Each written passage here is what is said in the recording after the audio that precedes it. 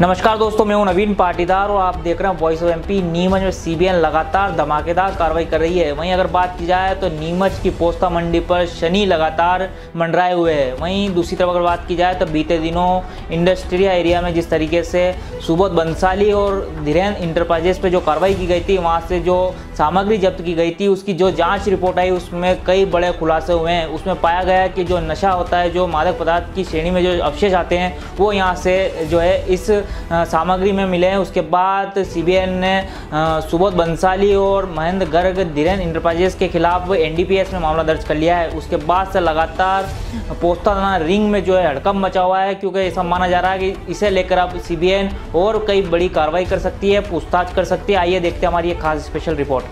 CBN ने बीते दिनों नीमच के इंडस्ट्री एरिया में स्थित सुबोध भंसाली और ग्राम कनावटी के समीप स्थित धीरेन्द्र इंटरनेशनल प्राइवेट लिमिटेड के गोदाम पर दबिश दी थी और यहां से कई टन सामग्री जब्त की गई थी, जिसके बाद से माना जा रहा था कि अब इनके खिलाफ भी एनडीपीएस एक्ट में मामला दर्ज हो सकता है। और ऐसा ही हुआ। धीरेन्द्र इंटरनेशनल से सीबीएन ने करीब 7 टन सामग्री जब्त की थी, जिसे जाँच के बाद महेंद्र गर्ग को पूछताछ के लिए सीबीएन ने बुलाया भी था। वहीं यहाँ से जब्त हुई 7 टन सामग्री को जब्त के बाद लेबोरेटरी में जांच के लिए सैंपल बाहर भेजे थे, जहां से रिपोर्ट प्राप्त हुई कि इसमें मादक पदार्थ की श्रेणी में आने वाले अवशेष मिले हैं जो नशे के कारोबार में आते हैं। ऐसा ही सुबोध भंसाली के यहां से जब्त 4 टन सामग्री में पाया गया, जिसकी भी रिपोर्ट बिल्कुल ऐसे ही आई है। जिसके बाद सीबीएन ने इन दोनों पोस्ता कारोबारियों के खिलाफ एनडीपीएस एक्ट में मामला दर्ज कर लिया है। गौरतलब है कि जब बाबू सिंधी पर सीबीएन ने कार्रवाई की थी तो यहां से करीब 25 टन सामग्री जब्त की थी। उस वक्त भी पोस्ता दाना कारोबारियों ने पोस्ता दाना मंडी को बंद कर दिया था